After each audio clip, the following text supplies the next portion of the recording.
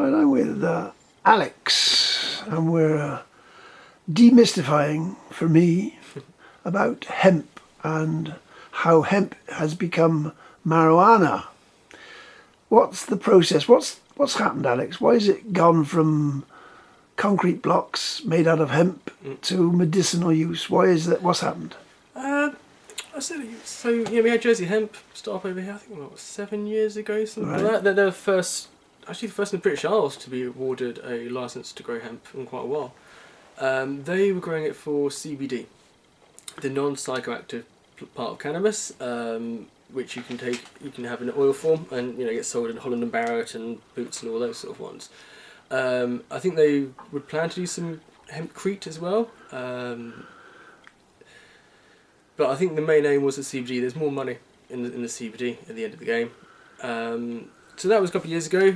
They've been awarded a new license recently, so they can actually harvest the flowers of the plant. But from the same, because that was one of the initial things, that the plants they were growing weren't going to produce the flowers. So you didn't have to worry about a high security fence to stop people climbing in, because even if they did, they'd have to eat about 3 tons of it before they had any effect. Yeah, they're still producing flowers. But the flowers didn't contain any THC. So in cannabis, you've got CBD and THC are the main two cannabinoids. THC is the one that gets you high. Is why people use it recreationally. CBD isn't psychoactive, but is very medicinal. Right. In your body, you've got an endocannabinoid system that's been discovered 15 years ago by an Israeli. And it's only recently doctors are starting to actually be taught about it. Right. The endocannabinoid system regulates every single part of your body. You've got receptors in your brain, your stomach, every single part. So CBD plugs into those endocannabinoid receptors, so does THC.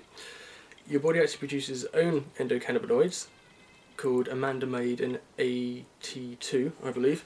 And you produce them various different ways. Basically, if you're happy, you get lots of anandamide from what they call the runner's high, so you produce it that way.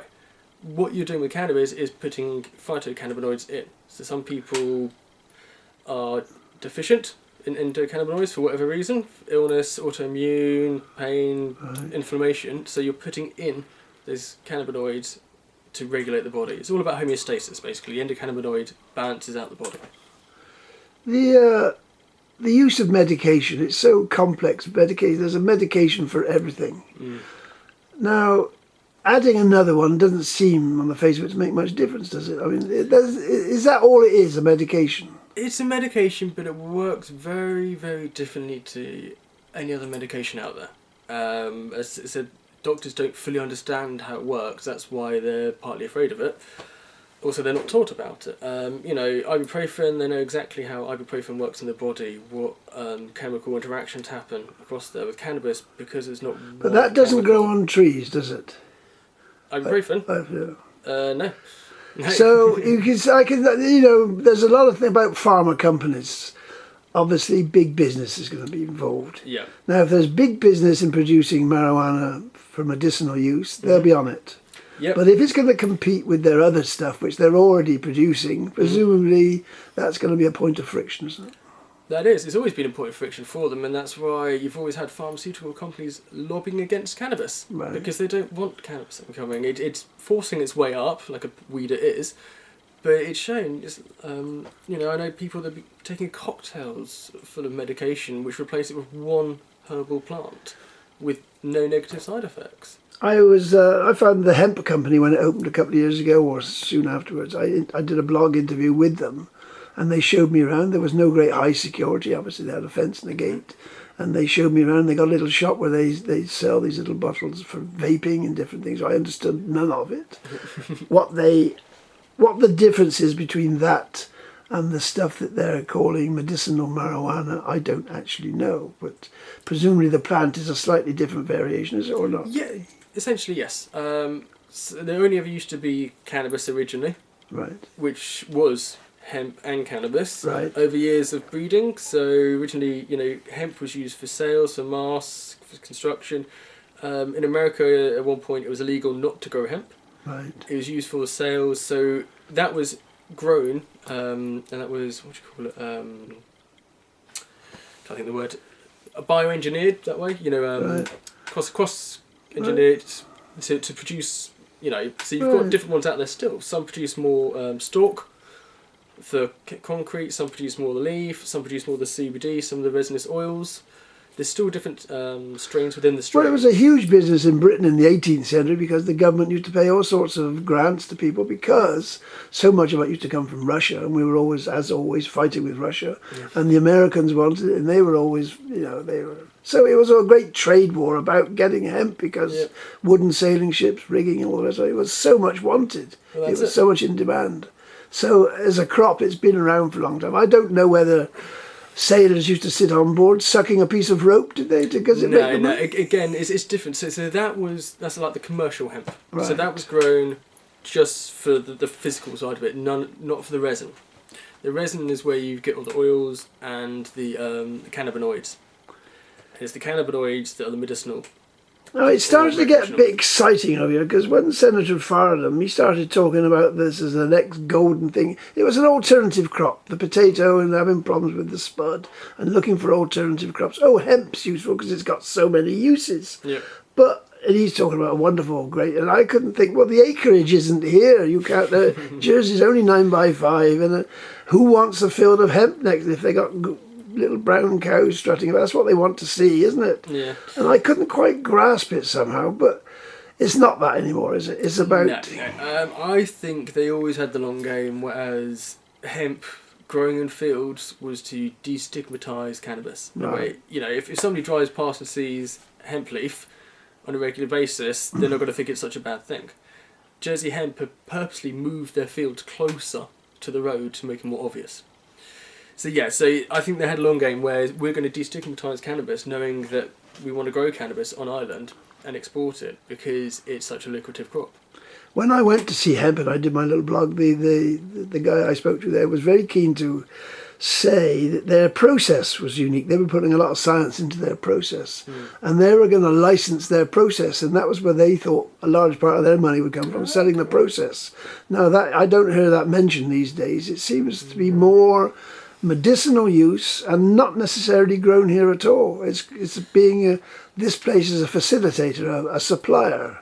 That Jersey, for some reason, whether it'll actually come here or just the invoices will come here, I just don't know. Yeah. Well, they've issued 2 licenses to grow cannabis so far on the island. Right. One of them's Jonathan Ruff, up at Northern Leaf. Right. And he said he's looking to export cannabis by the end of the year.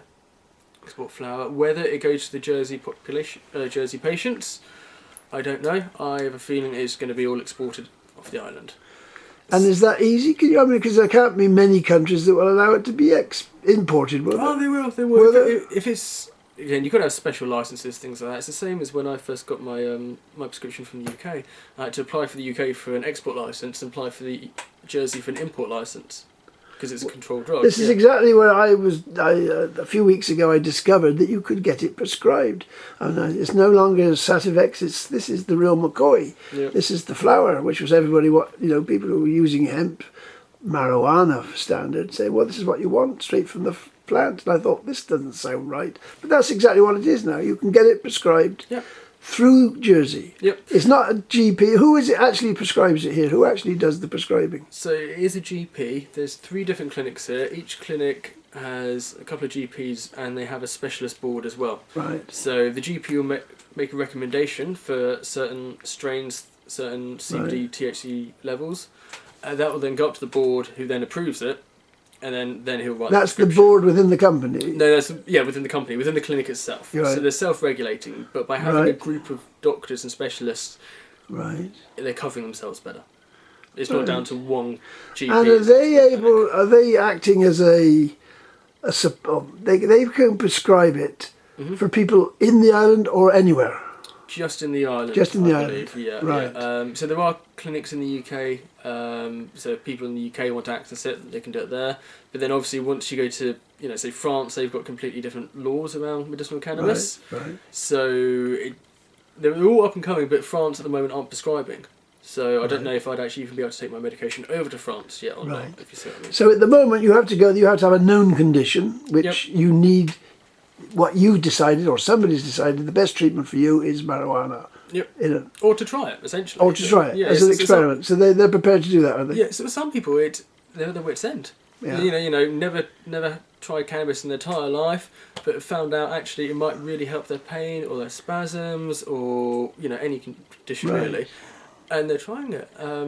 I know somebody who said that he saw an 80-year-old couple who never tried cannabis before in the clinic the other day, going there to try it for Really? pain, for arthritis. Yeah. So what happens then? You go to this clinic. Yep. They issue a prescription, or they organise for you to have a prescription. They issue it themselves. They issue it themselves. So before you go to the clinic, you've got to get your doctor's notes Right. to prove that you've tried 2 standard medications Right. for that condition. Right. Give them your doctor's notes, go have a consultation with them, you have a chat with them. If you've used cannabis before, generally it's a different story than if you haven't used cannabis ever and you're completely naive to it, because obviously you're aware of the risks, you've experienced some of the side effects, you can safely manage your medication better than if you haven't used it before. I think it's probably the easiest way to describe it. And if you've been using it for 10-15 years every day, then you probably know more about it than the doctors do. If you were taking other painkillers at the time, what would happen? Would they say, well, stop taking those, or would that be... No, it's down to the patient. So you do just sign a disclaimer saying you understand the risks of Right. using cannabis. It's not nice guidelines. It's up to you. I know somebody who still has to take a bit of painkillers here and there, Right. but they've cut out 90% of them. Right. A lot of people are managing to sort of go on the cannabis and drop their other medication, essentially, whatever it may be, because the cannabis is taking the place of that So medication. you get your prescription from the clinic, and Yep. then what? So you get your prescription, and then you hope that what you've been prescribed is in stock in Jersey. There's 2 pharmacies in Jersey. One of them's Reed's, one of them's LV. They both stock slightly different Right. cannabis medications as well, Right. different brands or producers. So I'm with Medican, so Medican use LV Pharmacy. So I'd be written a prescription. Well, actually, if I went in for a consultation, I'd then be said, okay, this is what I suggest, but I'm going to go speak to the board. We'll get back to you in a couple of days and write the physical prescription. He may come back to you and say, actually, the board has suggested this instead, and there may be a bit of back and forward. What's the cost to you at that stage? At that stage, it's Initial £100. £100. Thereabouts. One clinic's 150, but they're a bit more thorough. So yeah, £100 for the consultation, and then depending on what you're prescribed, depends on the cost. Right. Some flour is £12 a gram. And what's a gram mean? A gram? It's the weight of it. Enough It's to last for how long? again, it's so Depends what your personal. dose is, I suppose. Yeah. So generally, they say 0.2 is a sort of dose, 0.2 of a gram. Right. But you wouldn't have that all in once. You might, because you use it in a vaporizer. So you're not allowed to smoke it or combust it. Oh, you're not allowed No, to? no. It's actually illegal to combust the medicine. Oh, right, I see. You've got to use a special device called a vaporizer. Oh, right. A vaporizer works like a little oven and only heats up to at most 210 degrees. And then you suck through it, or it blows it out for you Right. and releases a vapor. So that is a medicinal way to use it, because it doesn't hurt your lungs in any way. Right. And all you're doing is taking the good stuff out of the plant and leaving the stuff that could potentially be bad for you. So those are amazing as a kit. But yeah, so you'd fill up your vaporizer with, and most vaporizers take 0.2 of a gram anyway, around that. You'd fill it up. For a patient like you, how long would those 12 grams, how long would that last? The 0.2, that would probably be one sort of session, I'd call it. So Right. I'd get maybe sort of 10 puffs out of it, something 10 like that. puffs. And for the prescription you've got, how long Yeah. would the prescription last? For me, I go through probably about a gram a day. Right. Gram to a gram and a half, but I've got 3 different strains. So I've got one that's sort of a lighter THC, more CBD. Right.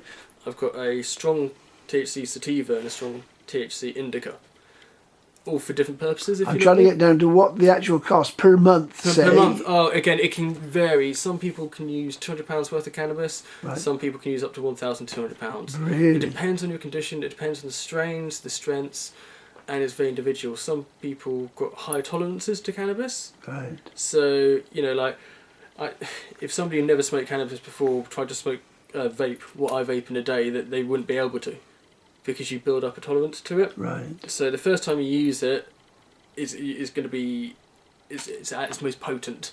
Every time you use it after that, it's not as potent up to a certain degree. If you have a prescription and you try it for a week or two, and you've got stuff left, what are you supposed to do with it? So if you throw it in the bin, or what? Well, generally most patients wouldn't have some left because you're still using it. I think you can give it back to the pharmacy to destroy. Right. Once you've been issued it, so I know somebody recently was issued a strain they didn't want and only realised once they got home and paid for it, they hadn't opened it, they wanted to take it back to swap it for something else and they weren't allowed. So once you've got it, you kind of got it, if you know what I mean. Repeat prescriptions, do they cost you a repeat fee to go and get another prescription? It does now, it didn't used to. It cost me £20. So once they've analysed you and they say, okay, come back £20 plus your next prescription once you get it. Yeah, every 3 months you've got to have a follow-up.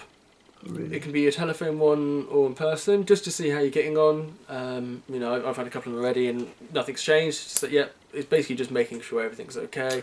You don't want to change your medication. And the clinic here, they could do blood tests if you need blood tests. Or do they get them referred into the main hospital service? What happens? I'm not sure. I don't know if anyone had a blood test. No. With cannabis, it wouldn't be so much blood tests. No. It is very much just on the person, really, if you know what I mean. It's more on how you're feeling than what's going on in your body as such. If you feel good, obviously your body's... Obviously, there's a big difference between those sort of sums up to £1,000 than a free prescription which people get for painkillers. Yes. Now, the system is not going to want that, is it? No. There's already uproar about the price of cannabis. Is there? There is. So some people have managed to completely come off opioids, which the hospital was happily providing for them, and now are funding their medicinal cannabis by themselves, and it's costing, probably at least £500 a month, where they didn't have to pay anything before. And people are doing this because it's better. There's less side effects, they feel better. A lot of people manage to go back to work and hold down jobs and things like that, having this medication. How many people do you reckon could be on this prescription system at the moment, in Jersey? Yeah. At the moment, probably around 1,000. 1,000 people? I think so, but it's growing, and it's going to grow exponentially. So it's a big sum of money. If it was taken on by the health service here, it would be a lot of money, wouldn't it? We've been trying to analyse how much it would almost cost. We think it'd probably actually work out cheaper. Studies elsewhere in the world have shown that people who are having cannabis as a medication see their GP less, go to hospital less, need less other medications, less side effects, feel happier. So actually they take less toll on the healthcare system because they're in better health. What do our police force think about it? Do they have any views on it yet? So there's been one instance of somebody being pulled over that I know of so far. Right. And the police they kind of knew about it, but at the same time they insisted on searching the car to see if there's any other cannabis in that car that might be illegal, even though this person had showed their prescription and had the tub and everything. So the police, I think they're trying to turn a bit of a blind eye at the moment because they don't want to have to deal with it. Well, it's probably a bit uncertain, isn't it? Because obviously it's by somebody, it's a prescribed medicine, so... Yes, I have contacted the police to ask if they've got any policies or procedures in place yet about coming across a medicinal cannabis patient and what their views are and how they deal with certain instances as well. So I'm waiting to hear back. You say it's not to be smoked, it's to be taken with your special apparatus? Yes. So you wouldn't sit around a dining table and you could have people smoking hash and you could be with your medicine. That's not going to arise.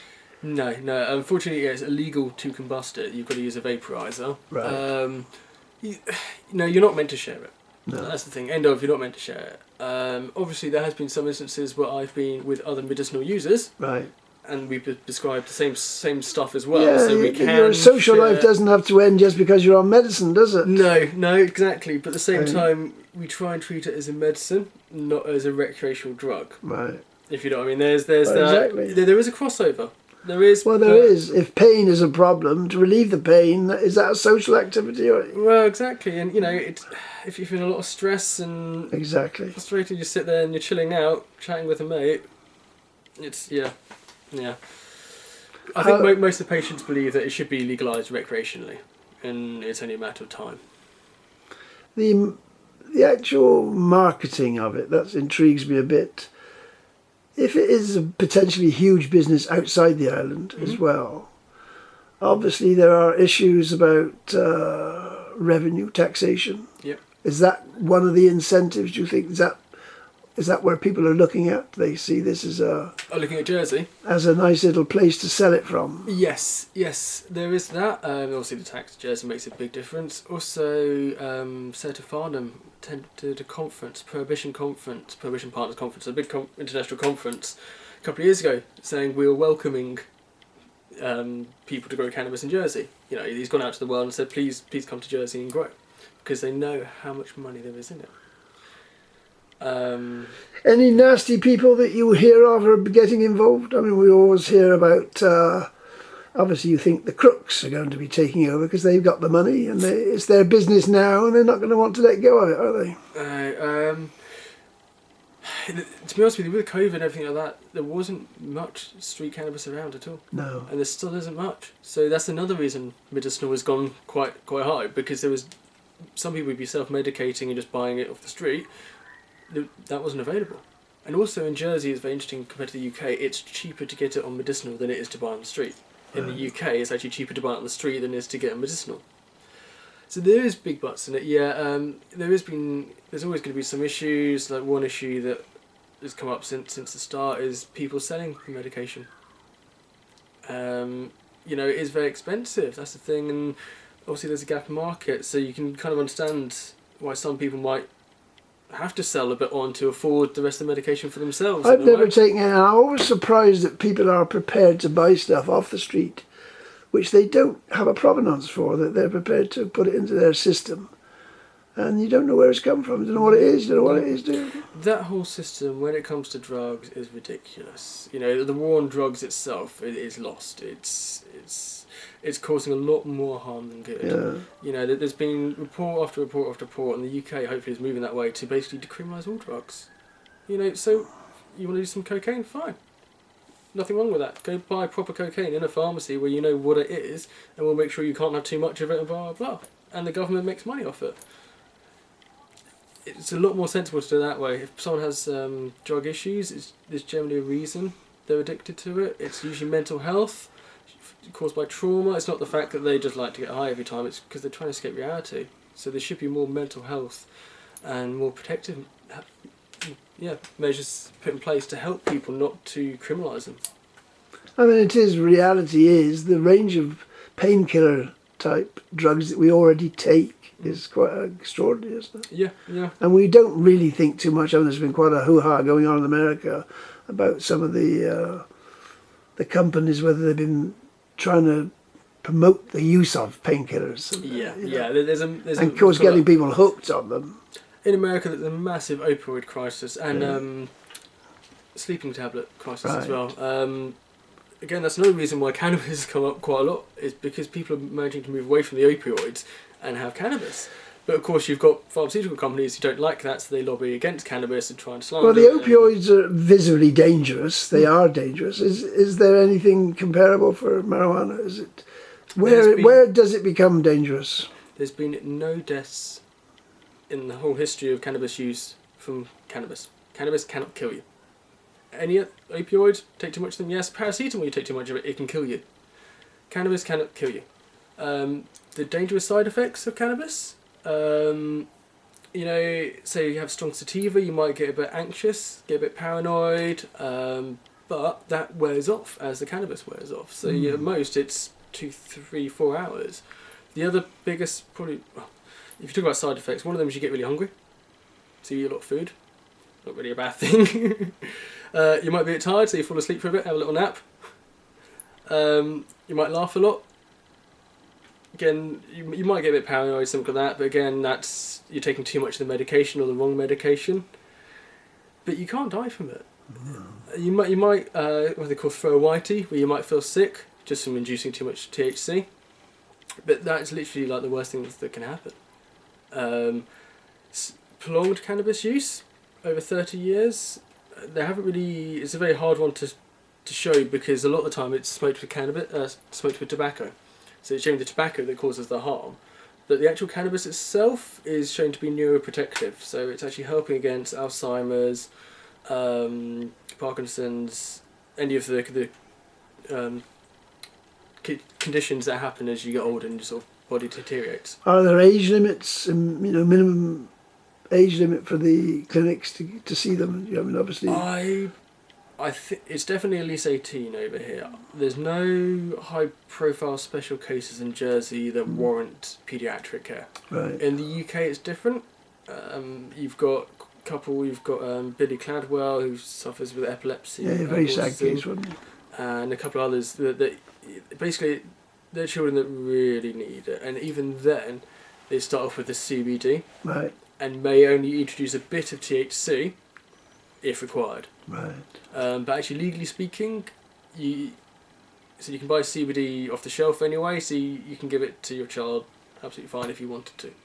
You don't actually have to. Obviously, have the it clinic prescribed. has to have a responsibility on this. If a parent takes a child, they will obviously have regard to the circumstances.